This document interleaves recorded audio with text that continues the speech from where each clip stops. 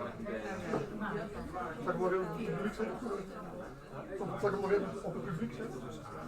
Nee, dat is weer anders. Ja, dat wordt niet. Maar het is een beetje controle. Eigenlijk zou je het wel kunnen doen als je maar de voetjes dat hier staat, precies, dat je daar niks aan verandert. Dat de camera erop staat en dan zoiets. Gewoon dat hij hier draait. Dat je dat dus niet aandraait en er niets aan doet. Snap je wat ik bedoel? Ja, oké, dan gewoon het hele voetje onder. Ja, je kan hem gewoon pakken. Ja, maar misschien vinden mensen het vervelend hier. Ja, privé dingen, ja. Het gaat de wereld over, je weet het niet.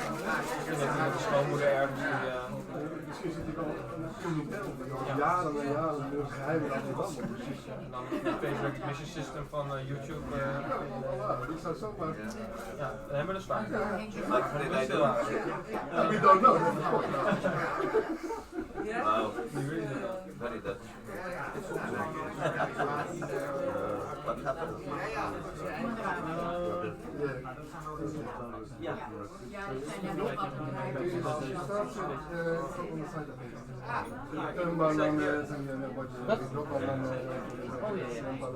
Many traditions use it as a meal prayer also. I offer to the free. And after that she sings the lineage prayer. That one she sings,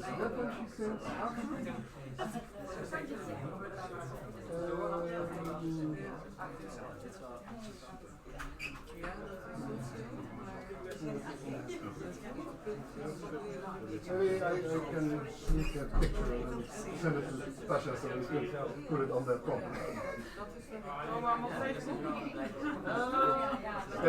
The main sentence is dzogchen Lama dzogchen Lamas. Hi. Ja,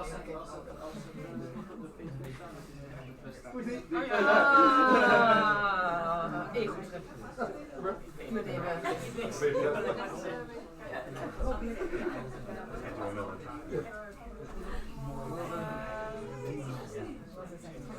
Dat is dan ook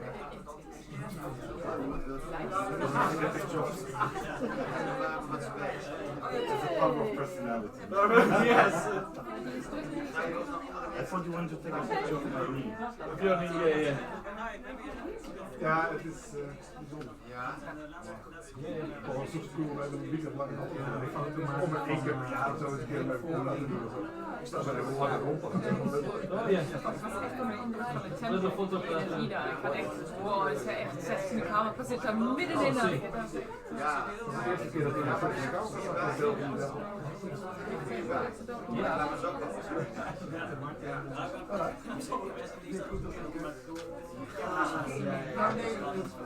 Anderhalve uur voet vandaan. Hij had een friend die was een monk.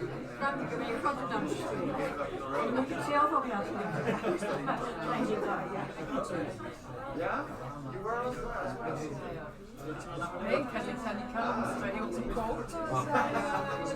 Ja, maar ik dacht Misschien dat is nu lang niet als ik zo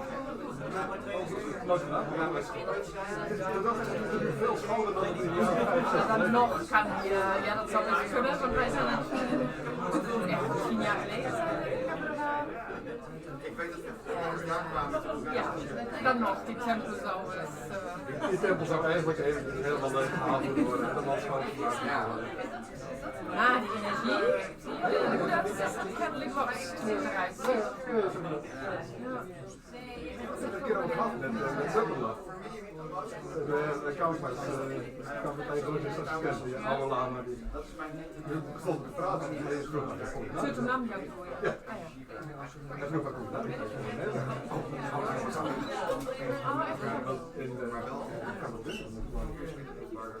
Nou ja, laat elkaar naar mensen wil ik gaan weten.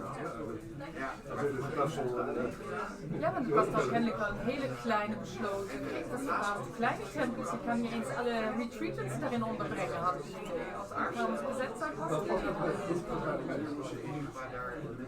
En toen zei ze van,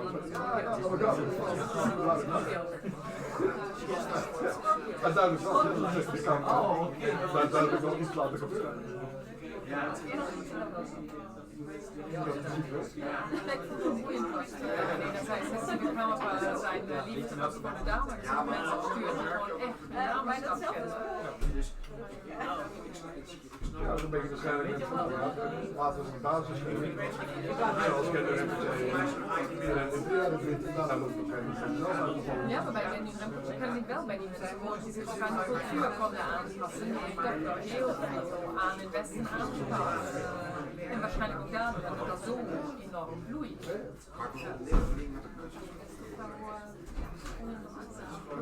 Al die namen verschillend. Gelugpa in Gelugpa, weet je. Het verschil in stijl van Gelugpa met alcohol en meisjes.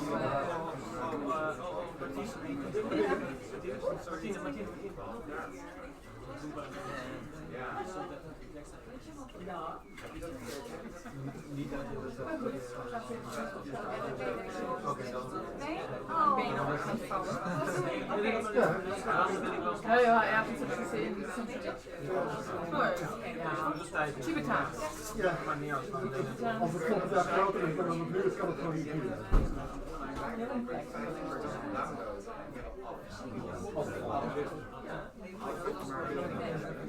Jij weet ook nog niet wat na november, misschien augustus tot november.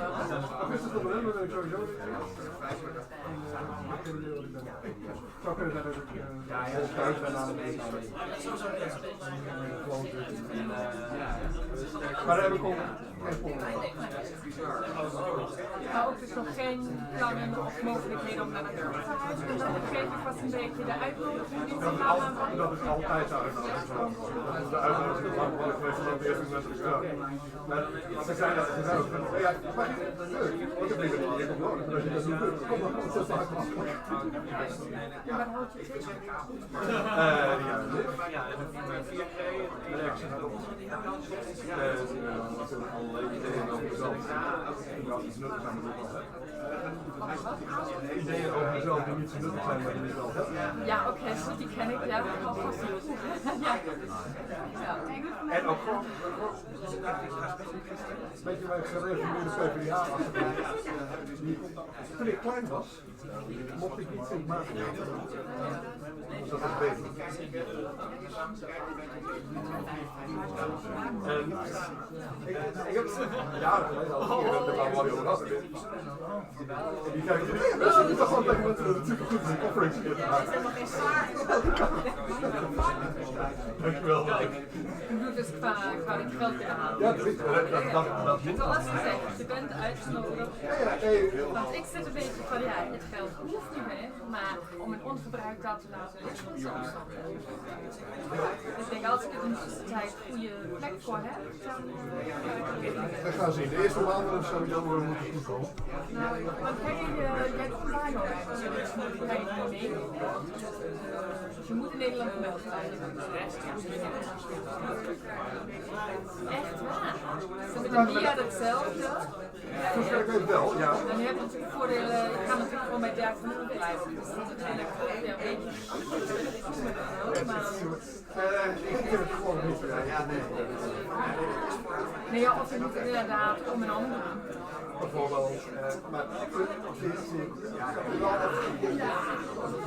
wel op het moment dat ik echt voor verkiezingen om permanent naartoe te gaan, dan komt dat allemaal goed. Ik ben het issue, niet maar voor een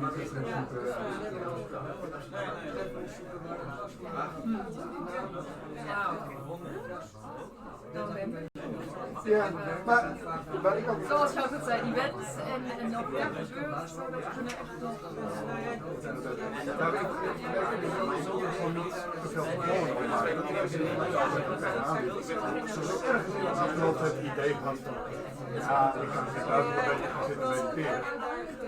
Eigenlijk moet ik het gewoon maar vriendjes en vriendinnetjes in de hoek gaan zitten. Dan mediteren is wel echt. Dat is natuurlijk niet waar. Zelfs daar gebeurt dat ik niet mediteer. Dat is totaal. Is alles weer voorbereiding voor als je maar aan moet, dan ben je aan het mediteren. Dus dat vond ik ook wel een hele boeiende. Dat hielp mij zo. Sowieso dat zo'n woord mediteren hadden we nooit goed gebruikt. Voor dingen als door de zenpaar. Ja, maar dat heeft mij dus eigenlijk heel veel ruimte gegeven. Nou, ik ben alleen aan het voorbereiden, nooit echt. En ook de kinderen die zeggen, voor iedere meditatie eerst maar even je geest minimaal 5 minuten de tijd geven om te kijken of je het voor de kamer hebt. Dat je geest naar zichzelf kan kijken, weet je wel. Ik ben natuurlijk echt wat betreft het gewoon aan het werken. Zoals ik het voor heb, volgende blessing. Ik ga zitten en ik heb alles gedaan op het. Maar je doet nou aan Dharma dat wat gestructureerde komt op hetzelfde niveau.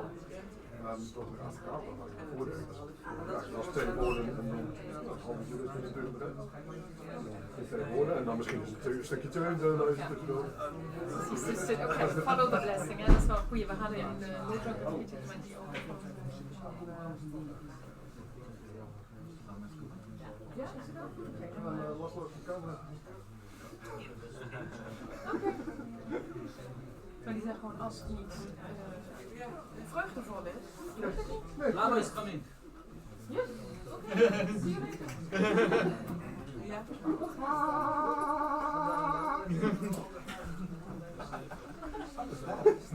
later. Ja. Ja, in Tibet met Lamas komt dit sound iets. Sorry.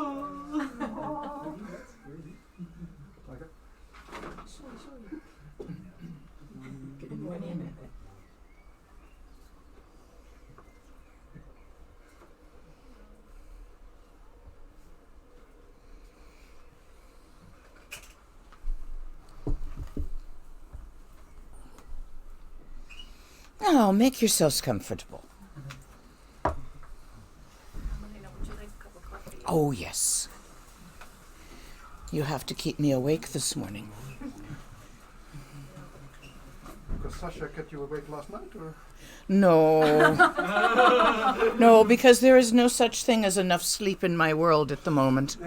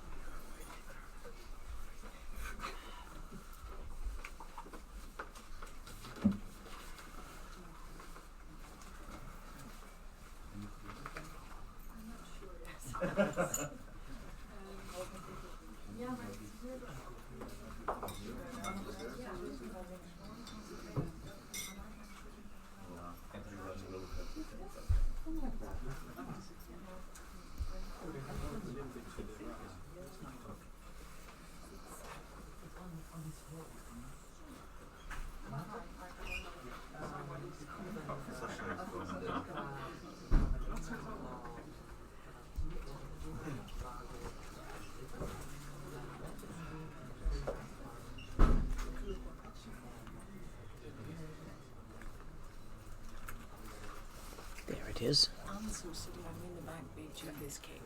Oh, excellent. Well, then I shall have to taste it.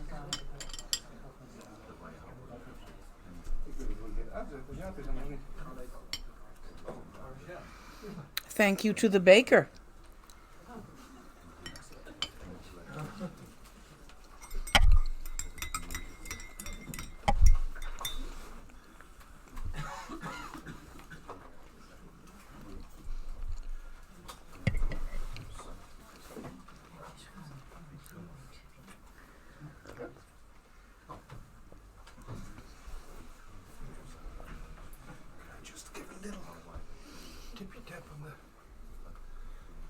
Which does nothing. Not yet. Doesn't appear to be. It doesn't have an on switch, so and there is a light, so it should be doing something, but it's not. maybe look at the switches.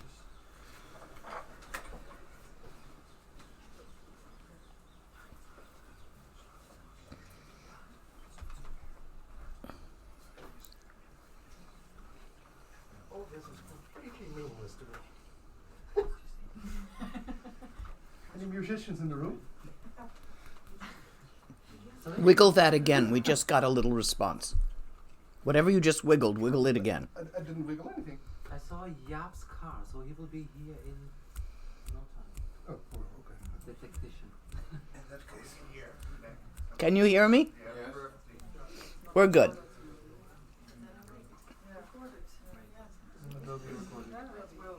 Chuku kundo zongbo gombo ye dorji samba garab dorji dang shere singe bardu shin lab de dang mabzan tata tusum chi dzogchen jupe lama la solo de Ergin pema june solwa de Dorji chang chi tilo naru dang marpa mila gombo tsatsapak na pupadang pal dan drupa sok kakyu lama nomla solo deb chagchen lama nomla solo deb O chen lama namla solo deb. O chen lama namla solo deb.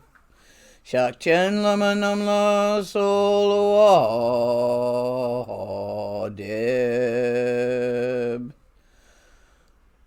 Nyandu dang yung dron lama nam la solo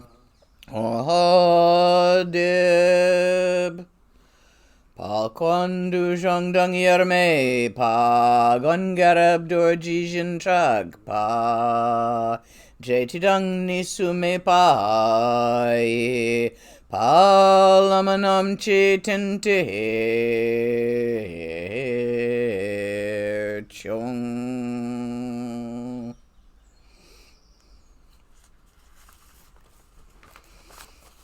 Let us, to the purpose of experiencing ourselves as a mandala, offer a mandala. Remember that the central mountain in the middle, Mount Meru, is also your spinal cord. Remember that the 4 continents are your 4 limbs as well as being externally 4 continents.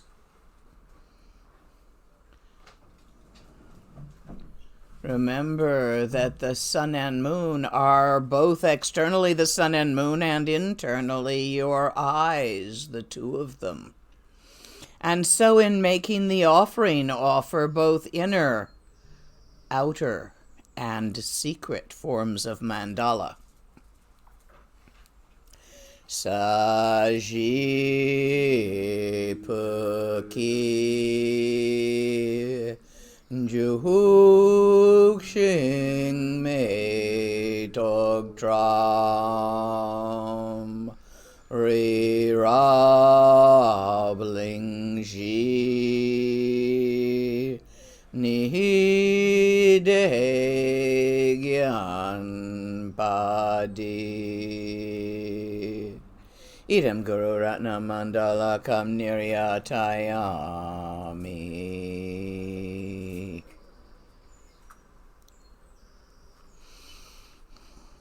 The mandala is very important because we have a tendency in our way of disassociating from our experiences, that basic disassociation of duality, to divide our universe into things that are inside and things that are outside. And it's a very arbitrary division where we divide it. So we tend to think that our thoughts and our feelings are inside. And we tend to think that the trees and the flowers and the buildings are outside, not understanding that our experience, our perception of the trees and the flowers and the buildings is going on inside, so that it may be recognized that they are both inside and outside, that our thoughts are about our perceptions, the things we hope to perceive, the things we fear we might perceive. So they are also both inside and outside. And our feelings being continuously influenced by our digestion and other sentient beings about whom we have them, are both inside and outside. So those divisions we live by, some stuff is out there, some stuff is in here. We make those up. Like categories and other divisions, they are mind-made. To experience yourself as your entire mandala, rather than to disassociate from some of it and grasp other bits of it, is very important. And working with the mandala of your yidam, for instance in Kala Chakra or Demchog, working with the mandala of the Dhyani Buddhas, even working with Bodhisattva, where one realizes that all life is utterly interpenetrating, interconnected, shifting about.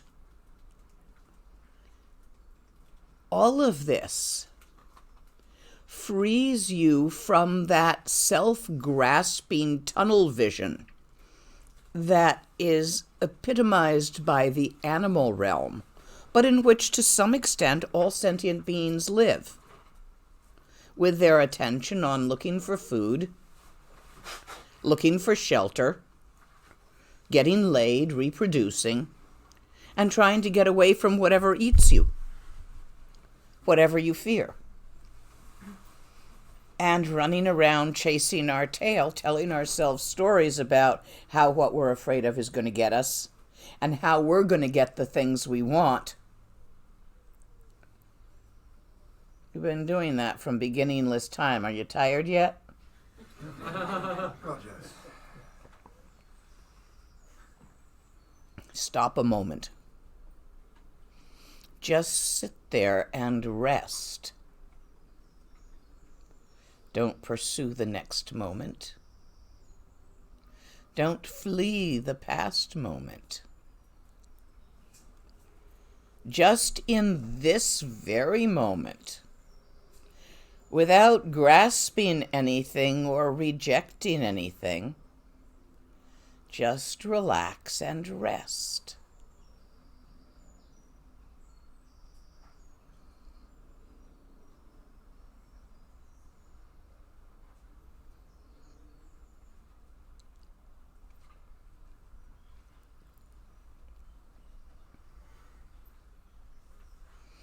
When a pointed finger introduces you directly and immediately to the three modes, the three kayas, to infinite open awareness, essence of your own innate Buddha nature, in all its luminous, lucid vitality, innate, natural nature of your own innate Buddha nature, responsive to itself, constantly interpenetrating, interacting, responding, arising, moving, dancing, creating, dissolving. The natural state of life. and the 5 Buddhas and the 5 aspects of awareness. The equanimity, which is the natural state of the mirror-like wisdom, which arises when hope is not pursued and fear is not fled from. The wish-fulfilling jewel of Ratma Sambhava, of the jewel family of all Buddhas, which arises quite naturally when desire is not pursued or rejected. The infinite open liveliness of Bodhisattva, which arises naturally in open awareness when the next moment does not grasp at the solution to loneliness.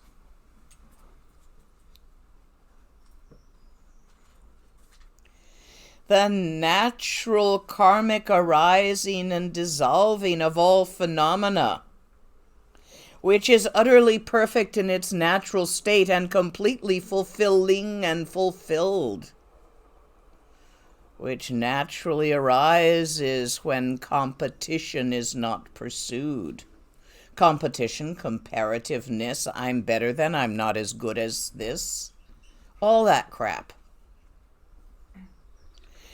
And when the I am important, I am the most important thing to me, I, my family, my local, my country, my stuff, my dreams, my fears, my, I, oh, I, my.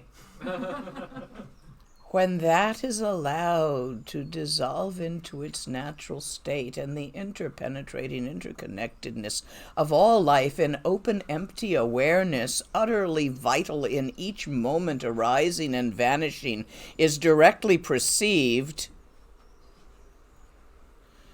all together at one time, what is experienced is brilliant, awakened, total presence, unaffected by circumstance, without denying the dance of circumstance, uninfluenced by clinging to thought, by the clinging of thought, by thoughts of clinging, feelings, perceptions. There is cognition of the here and now, but it is unstructured, ungrasped, unshoved, unfettered. All the Buddhas of the past, all the Buddhas of the present, all the Buddhas of the future arise from, in, and as this total presence. Therefore, identify yourself with this, beloved sons and daughters, because this is the innate spirituality of the path of all Buddhas, of the 3 times, past, present, and future. And obviously you and all of them and all of us, all life stands among that, is part of that. What else could it be?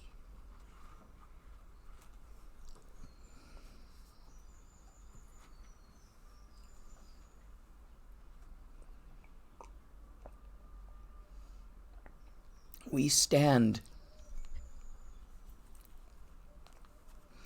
thinking we're an entity with an inside and an outside,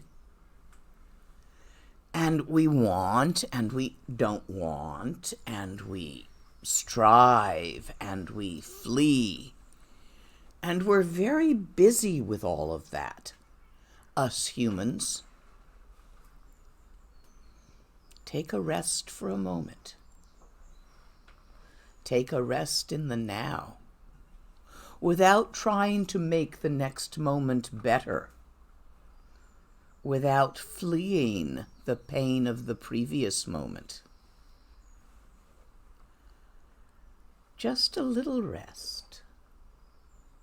Just for this moment as this moment, not being you, a little clump of phenomena, a heap of thoughts, feelings, and perceptions, isolating yourself from the experience of the totality of all selves. Let go. You don't have to maintain that for a moment. It'll be there when you want to pick it up again. So just relax. Into this moment as it is. Instead of identifying yourself with this little clump of phenomena, relax and recognize yourself as the innate, lucid, luminous vitality, the lively, alive, empty and open awareness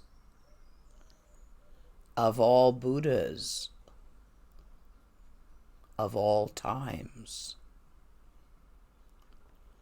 And that does not exclude the little clump that answers to your name, but it includes more than just that.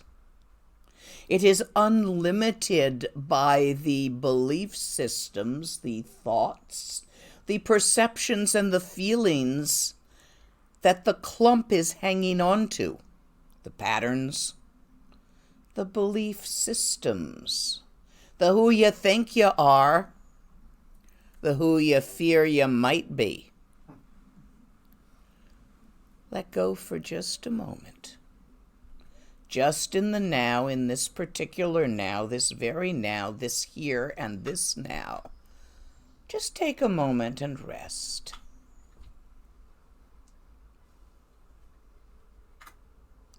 Without making anything out of it. Without grabbing it and trying to perfect it, for it is inherently perfect, just as it is in this now for now. Without trying to hang on to it, it's a now. Nows arise continuously in every now, they're now. Right while you're in them, they're now. Let go of maybe I could change the next now into this. Next now will happen. Leave it alone. This very now. And this one.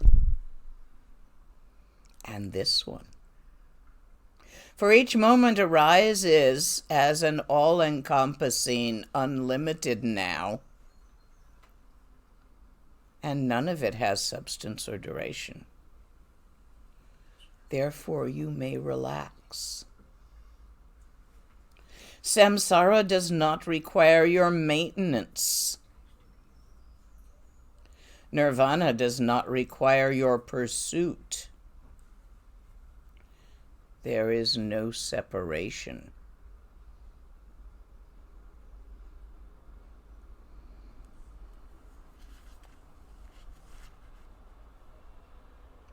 Total presence is the unstructured natural radiance of your own mind.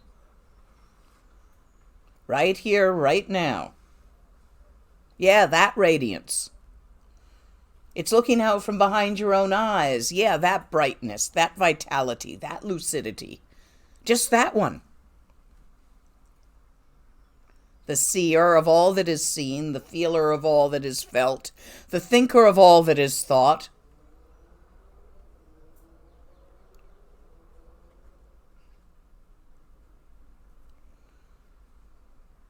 It is your own mind, natural and always present, so how can you say that you cannot find the Buddha? What are you chasing that you think is Buddhahood? Let go. Relax. Leave the now be as it is. In the releasing of your hope for nirvana and your fear of samsara, Ineffable nowness of open awareness is always present, luminous and lucid, vital and alive, with the innate and infinite creativity of form in emptiness, of emptiness as form. You don't need to fix it. You don't need to grab it, keep it, achieve it, acquire it. Just relax. There is nothing at all to meditate on. No thingness there. So how can you complain that your meditation does not arise, that it cannot stabilize, that you're having trouble with it?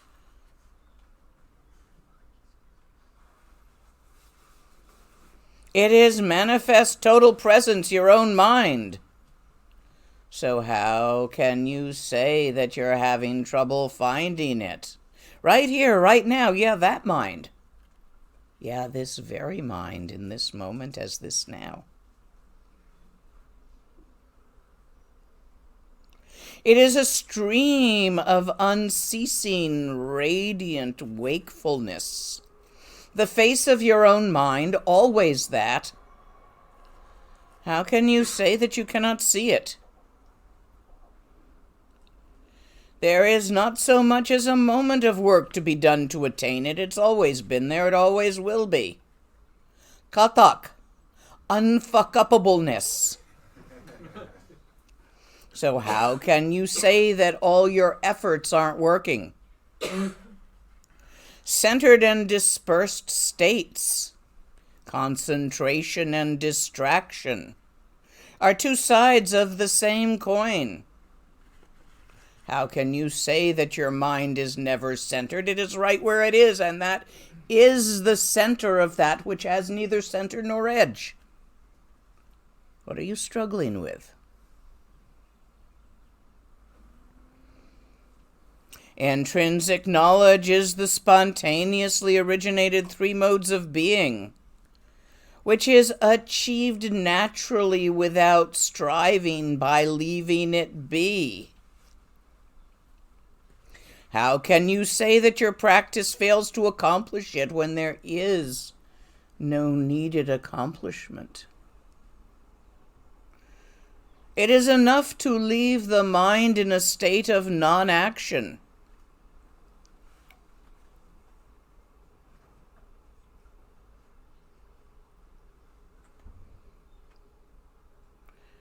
How can you say that you are having trouble doing it? There's no doing involved. Relax. Let go.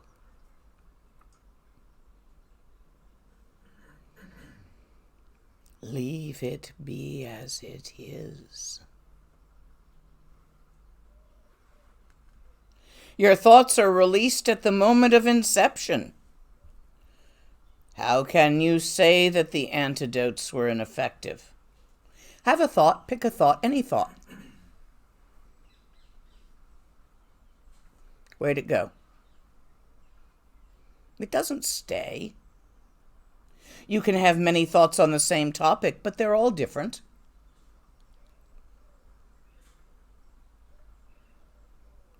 Thoughts are moving. Impermanent, changing, so how can they bother you? They're gone the moment you notice them. It is cognition of the here and now. How can you possibly miss it?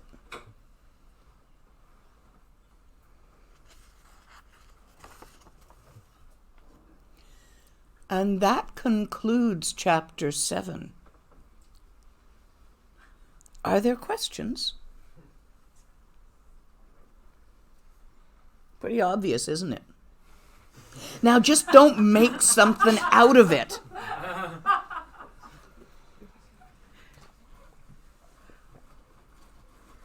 Don't do anything with that. Don't grab it. Don't twist it. Don't think about it. Don't feel it. Don't perceive it. Yar it. Leave it alone. There was a question in the back.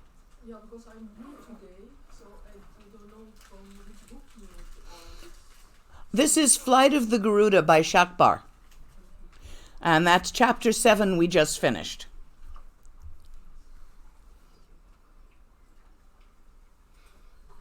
Yes, you talked about mandala, and I missed the part with the eyes, the spine. Sun and the moon. Sun and moon, okay, so... Right eye is usually the... Wait a minute. Left eye is the sun. Right eye is the moon because it's reversed. So the left channel is female, the right channel is male. Okay. Is that your knowledge also? Yes. Yeah, checking with my scholar to see if I got something switched. I'm a little bit dyslexic, so it's always good to check in with the scholar when the text on that isn't in front of me. Going through the church text of the fingers and the mountains. Yeah. Other questions? Yes. If you talk about infinite open awareness, do you have then a single point where you pointed at, or just openness? Oh no, it's not a single point. It's all the points everywhere. No center, no edge. Wide open. That's why you can't see it by point focusing. See, we're always looking at this or that. That's point focus. When you drive or ride your bicycle, you look around you. You look at this person, that bush, the turn, the traffic, but you're going from thing to thing really quickly. That's point focus of attention. That's what we do all our lives. Pop from thing to thing with our attention. Trekchö, meditation, gom, is not that. Shine is point focus on open awareness. There is a focusedness to shine because you are shoving aside movement. You are paying no attention to movement. You are only focusing on infinite open awareness. So there is an openness to it, but it is not all the way open. Shine, resting in stillness, or sitting in stillness, or seat of stillness, different ways to translate the word. Shi is the root of peace, Shiwa. Ne means a PowerPoint, a place of power, a powerful place. So this is the powerful place of peace. To rest in it, shine, when used as a doing. However, Laktong does not reject samsara. Trekchö does not singularly focus on stillness. It sees how the moving arises in stillness with no object moving. So the moving is the stillness, and the stillness in its innate vitality is continuously dancing with phenomena without a single thing that moves. This is called the yoga of dancing stillness, to come to perceive this. I'm telling you Mahamudra. When you have accomplished the yoga of dancing stillness, where the perceiver, the perceived stillness of shine, the perceived moving of samsara, of phenomena, these three as one single thing, shine is likened to Dharmakaya, the open awareness. The perceiver is likened to Sambhogakaya, the innate vitality, lucidity, luminosity of that. Phenomena is likened to Nirmanakaya, the infinite creativity in which nothing arises. When these become a single thing for you and you are that thing, that's Trekchö. That's stable Trekchö, which is dynamically stable, constantly arising and vanishing and never changing. Undynamic Trekchö, unstable Trekchö, glimpses of Trekchö, is where you are disassociated from Trekchö, from these three as one, and you identify with phenomena. I, me, I'm my personality sitting looking out from these eyes, but not those eyes. And I'm this clump of karma and stuff. And I'm looking at Shine open awareness. And I recognize its vitality, but I feel myself removed from that. That won't stabilize. All you guys who are working on stabilizing your Trekchö, it simply won't, not from that perspective of Nirmanakaya, of identifying with phenomena. You need to first identify with the aliveness, the Sambhogakaya, stand in the middle, and allow yourself to perceive the open awareness and the moving dance of phenomena as the same thing. Recognize this as the vitality. Then turn around and look into your own eyes and see what that vitality is created by, how it arises. So there's a slight order in the action of stabilizing Trekchö. If it doesn't just happen on its own, you can do it that way. That helps. Was that at all useful to anybody? Did I catch anybody where they're stuck? Okay. Thought I did. Because it's a place everybody gets stuck. I've got to stabilize Trekchö, but it won't. Oh, I'm fucked up again. And you bounce back and forth and you wonder why. Other questions? And did I answer your question effectively? Yes. Trekchö is the name of the meditation of dzogchen.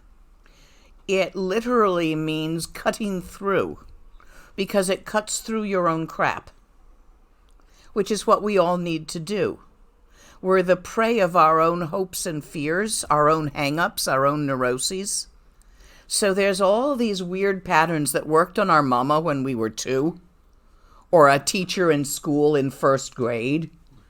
So we're trying them on our husbands and our wives, and they're not working, and we don't get why we're having trouble with the relationship. That's an example, but you know what I'm talking about? Those neuroses, those repeating patterns that are no longer appropriate in this moment, but are stuck to some kind of old PTSD from early in this life or even some other life. The Tibetan word for those is pagcha. And it's a good word. It means the karmic pattern that's stuck to you and giving you a hard time. Does that answer for you? In a little bit more detail than you asked?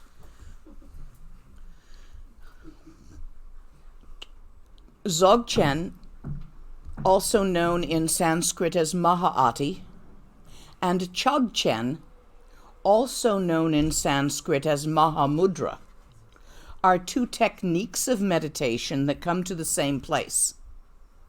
But they have different ways of accomplishing them, different methods. Not quite done, leave it be. When I finish it, I'll signal to you. Never fear, I'll wave it around when I want more.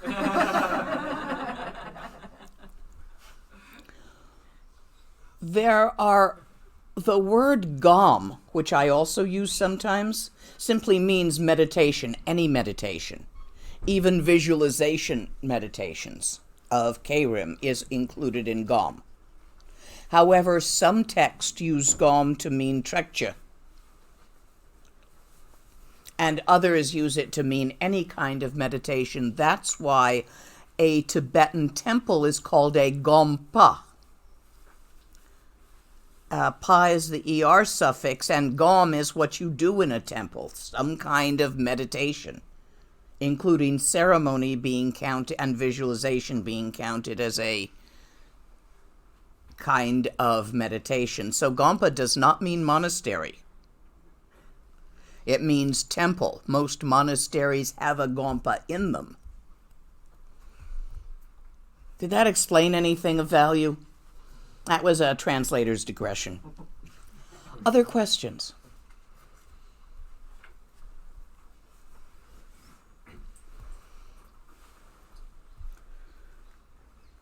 Song 8 is about becoming sure. You see, this is a dzogchen text, Maha'ati. So it usually works with Maha'ati methods. I have a few people here who are either Karma Kargyu or Drigan Kargyu, whose lineage is one which practices Mahamudra, and who are more comfortable with me using Mahamudra words. So I'll often I'll say it in the Maha'ati way, and then I'll switch it to the Mahamudra way. Because they go to the same place. They just, in one you put your right foot in front and then dance, and the other you put your left foot in front and then dance. But you're going to be doing the same dance. In Dzogchen Maha'ati, the attaining certainty is really important. It is the third word of Garabdorji, or the third phrase of Garabdorji. To obtain absolute certainty is the third vital point. So Song 8 is about attaining that conviction. This is about not the kind of faith that happens because somebody you trusted told you so. This is about being as sure of things as you are of the law of gravity by your own experience. Every step you take, you're actually relying on the law of gravity. You put one foot in front of the other, you lean forward, you fall forward a little with gravity changing your weight. And you do this with every step you take without once thinking about the law of gravity. That's the certainty we're talking about.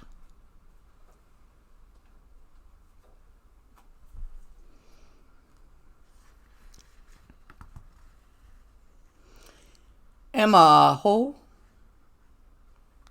Once again, beloved sons and daughters, listen with devotion.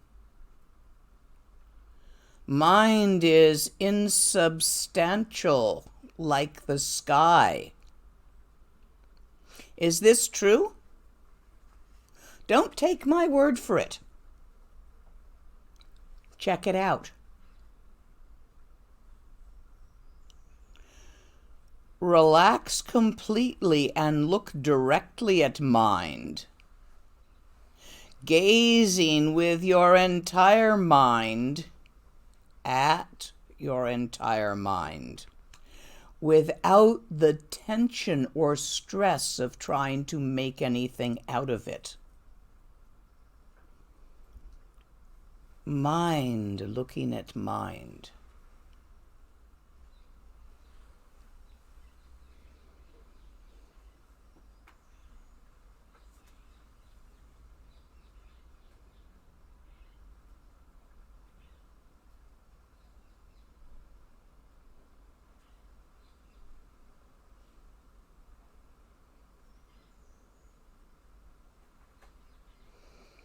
For those of you who are unaccustomed to doing this, for whom the idea of looking at your mind with your mind is a new idea, the easiest way to begin this, to find this, is to follow your thoughts home and see where they be happening.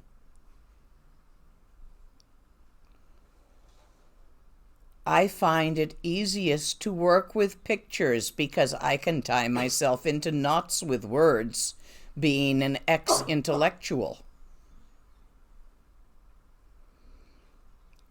So I imagine a picture of a soccer ball.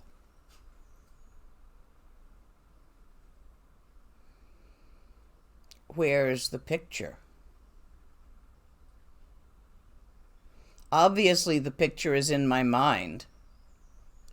At first, it seems to me as if that picture is either in the front of my brain or a few feet in front of me. Is that true? Can I stick it over my left shoulder? Wow, yes. Can I put it behind the moon? Uh-huh. I have a very good imagination. I can imagine anything. I'm going to imagine the whole ocean, not just the North Sea, but the big Atlantic, as if I'm in a little boat right in the middle of it, with the stars above shining in the sky and a sliver of moon.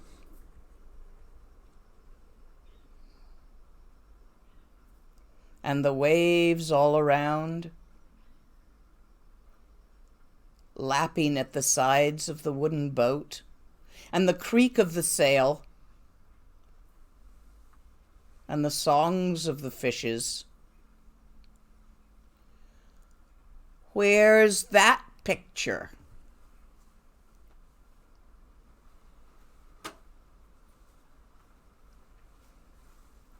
Look now not at the picture, but at the mind in which that picture and all pictures arise.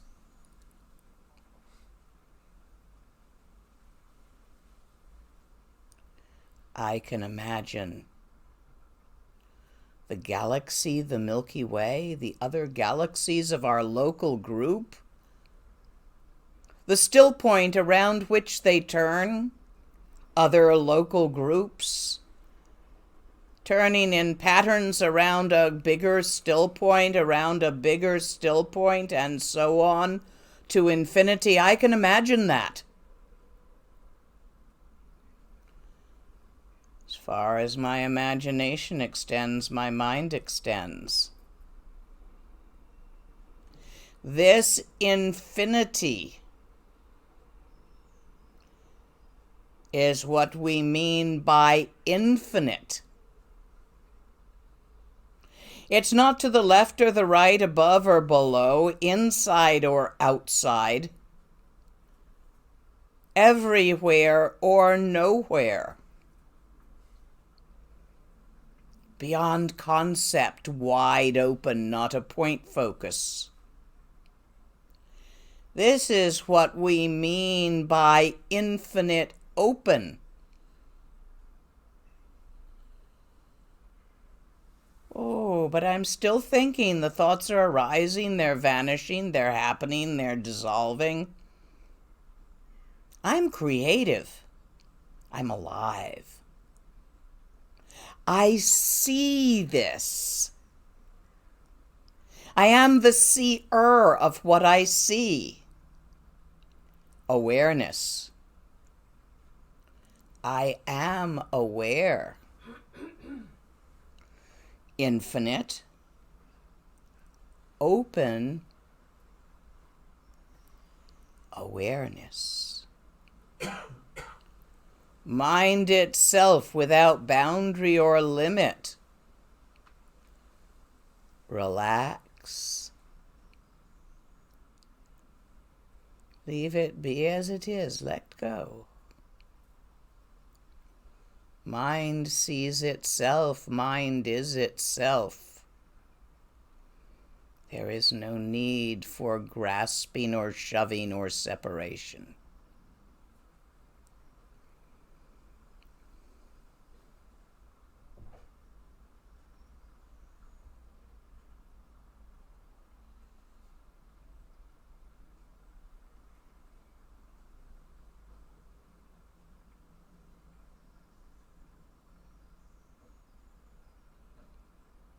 Bright, luminous, awake, aware, open, infinite, empty, dancing with the creativity of phenomena. All of that We are.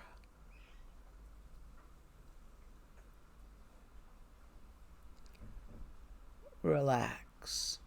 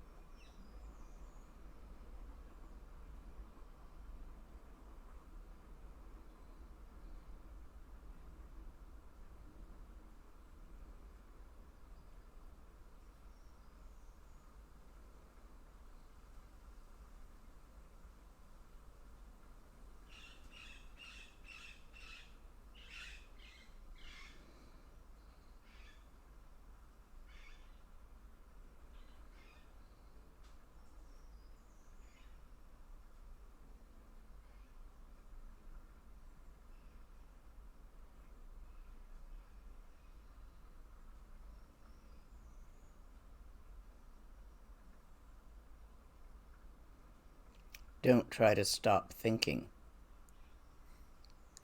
Don't follow the thoughts either. Let them play freely.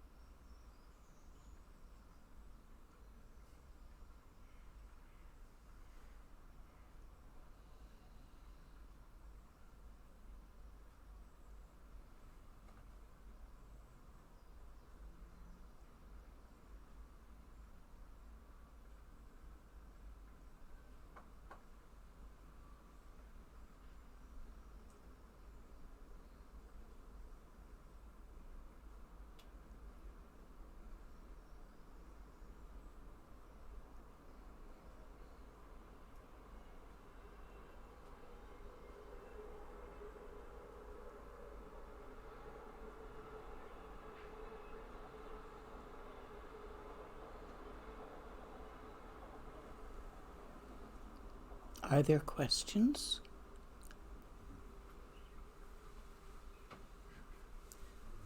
Yes. Whenever I try to look at mind, I still feel I'm stuck a bit here in my head. Even if I project an image, I have the feeling I'm projecting it from here. So I still feel a bit stuck. So let's see what might work for that.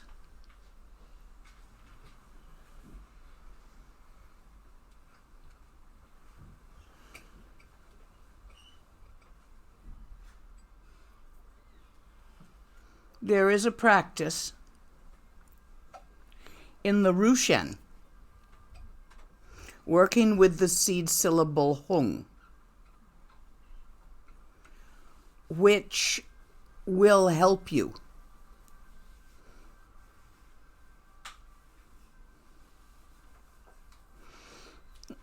Yeah, I will teach it to you now.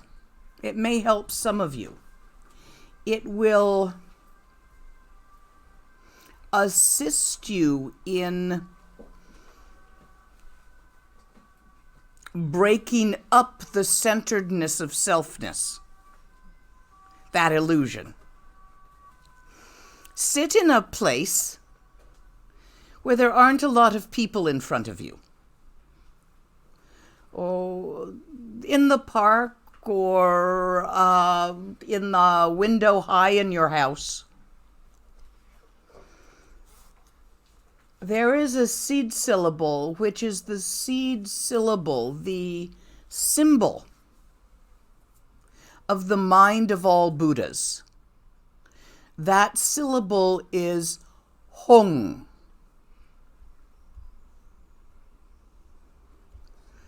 Have you ever seen it?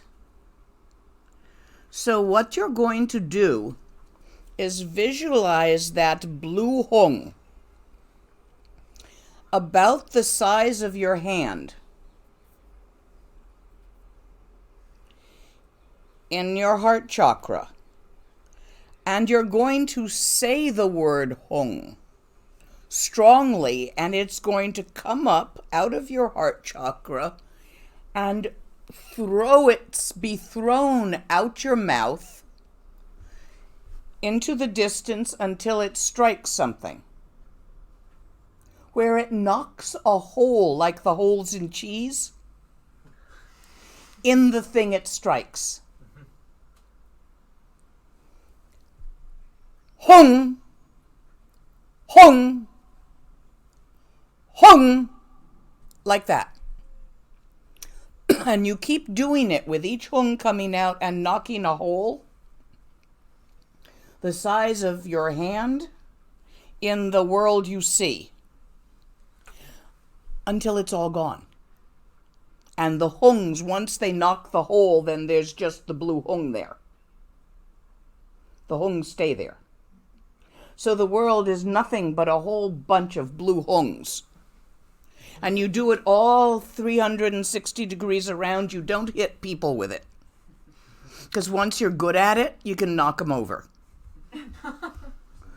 And then they don't know why they fell down and they might skin their knee or something. So you don't want to actually hit people with it, just trees and buildings, which will be fine. People tend to be awfully sensitive sometimes. Your own body also? Your own body also? Not yet. Once the world is fully filled with hungs, you're going to bring them back. As they come back, they knock holes in your body.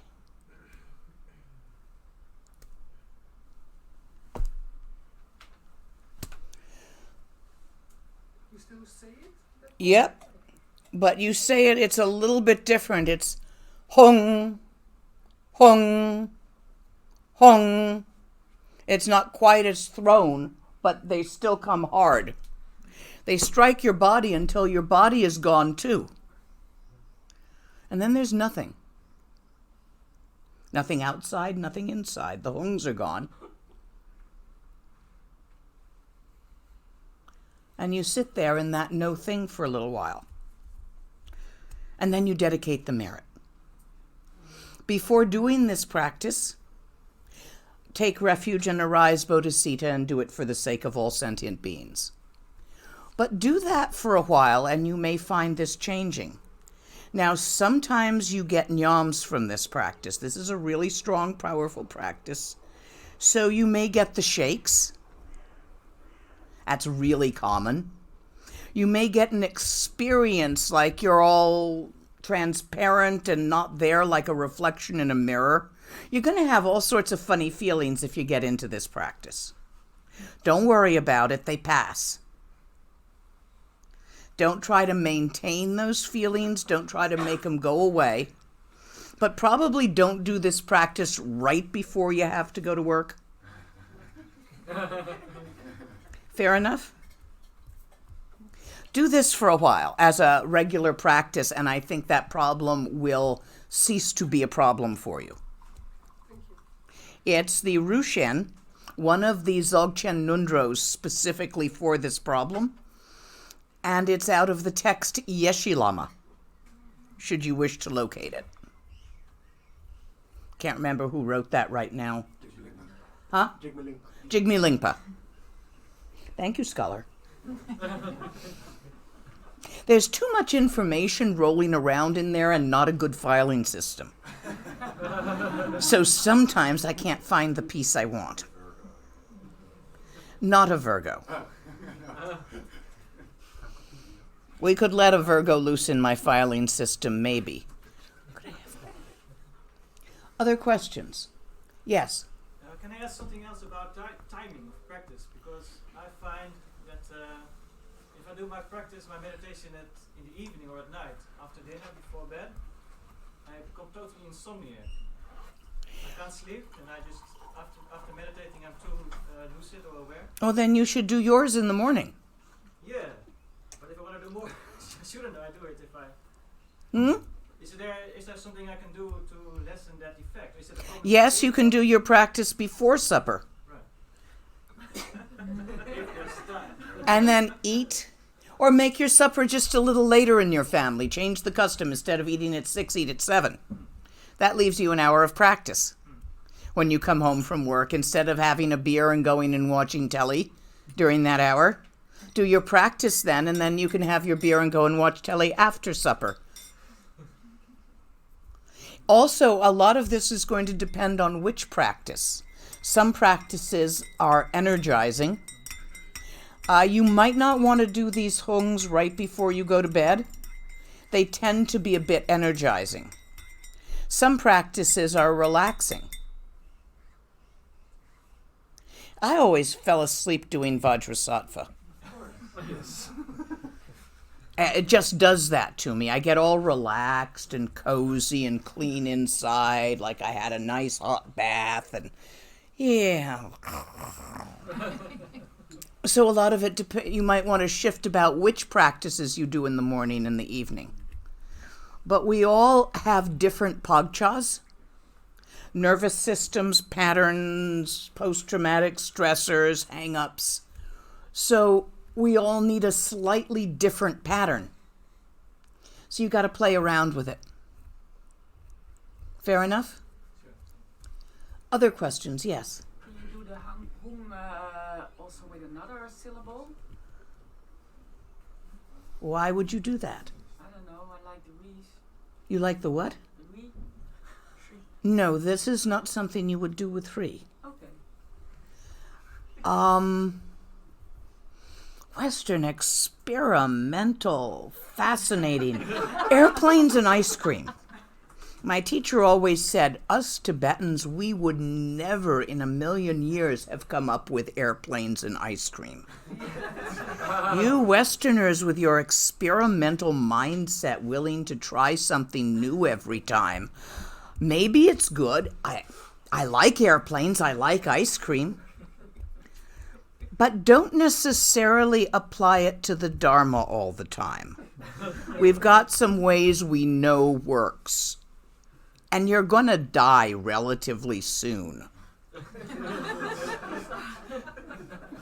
No, this Hung practice you do with Hung.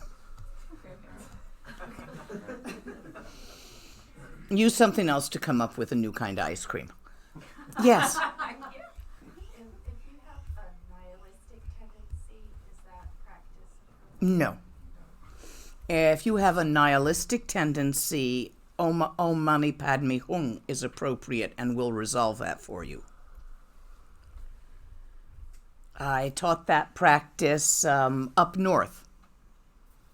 Are you familiar with it? Well, I know the mantra, but practice.